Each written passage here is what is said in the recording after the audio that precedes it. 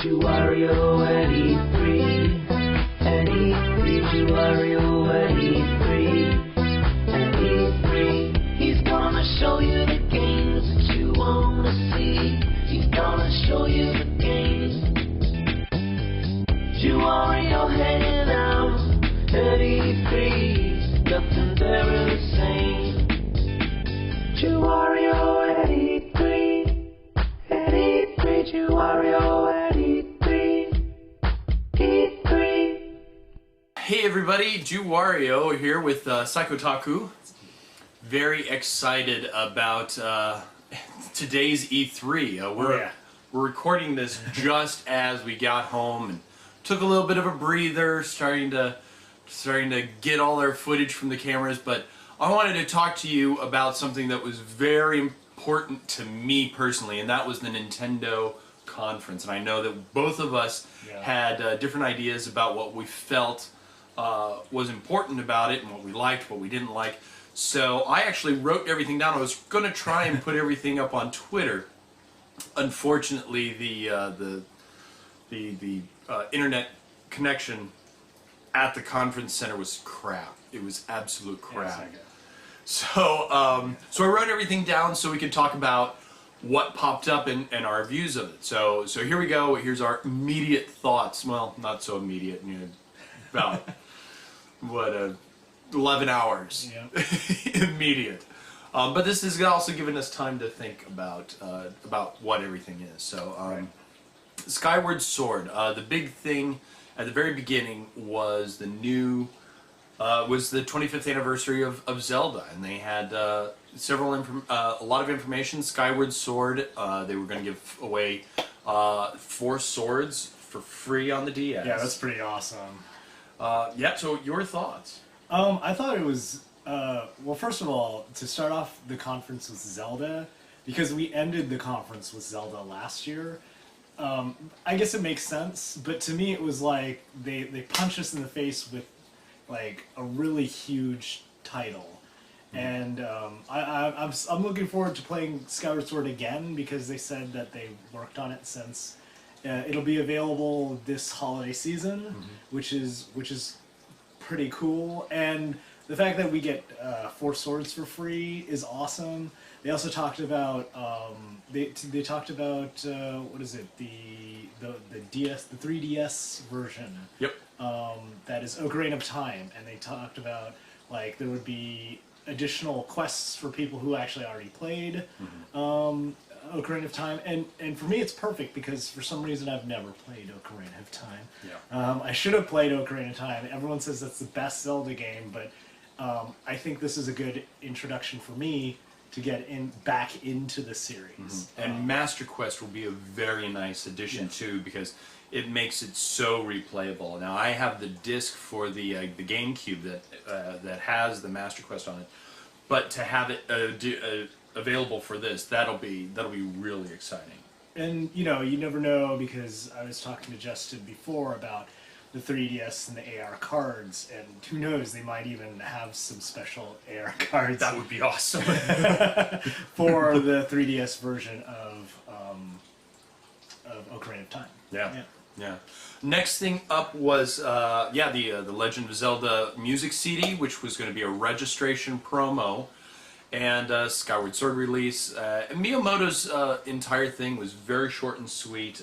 He came out, he said his piece, and then he left, and that was a good thing. They had a lot of orchestral stuff at the very beginning. I think that was more to get people relaxed. And kind of, you know, a lot of people will probably say, well, I don't know why they started with a stupid orchestra. It was just to get people relaxed and kind of in the mood and a little bit jazzed about music that they hadn't heard before. So that was right. Then Iwata came out, teased the new console. What a tease.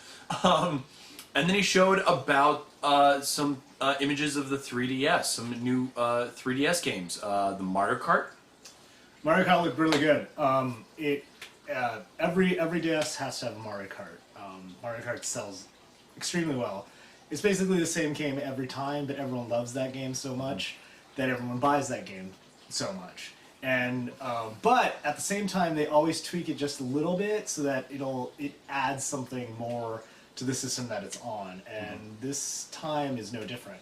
This time they're going to add flying levels, and they're going to add underwater levels, which will obviously affect the way you drive. And actually, I think the flying levels, there are levels where, because the last clip that I saw, there was a part where there's a cliff, and there's an item box, and if you get the item box, you get a glider and you can fly. But if you miss it, then you go on the ground. So there's like kind of a multi-route system. I'm pretty sure that they're going to incorporate into the game. Even if you and I saw a thing where Luigi, I think it was flying. The route went left, and he just went straight. And I think there might even be a couple of sneaky ways to jump tracks that way, like there are in almost all of them. That's true. But now you can fly. It opens up so much more. And also the ability to customize your cart to be able to. So yeah, people won't have only their carts. They'll be able to put tractor, tires on there, just tons of stuff. So that I really like, because then that whole customizable thing is very, very groovy to me. So that was cool. Holiday 2001, that's going to be cool. Star Fox. At first you thought, oh, Star Fox. Yeah, I am. You do not want to. You don't want to be excited and tell me, oh, Star Fox is getting out, because I'm not excited about Star Fox. I was never. You know what? Screw the FX chip. That's what I'm going to say right now. I must have lost like thousands of viewers, but I don't care. I never liked Star Fox. It's just like a space shooter, and everyone. I don't understand it. Please, in the comments, tell me, what is it about Star Fox that has everyone like so amazed with it? I mean, I played it. I thought it was a pretty good game, but it's got this following. So it's like Star Fox 64. Even on the GameCube, when he didn't even have a ship, he was just some dude, and he had like a baton, and he was whacking.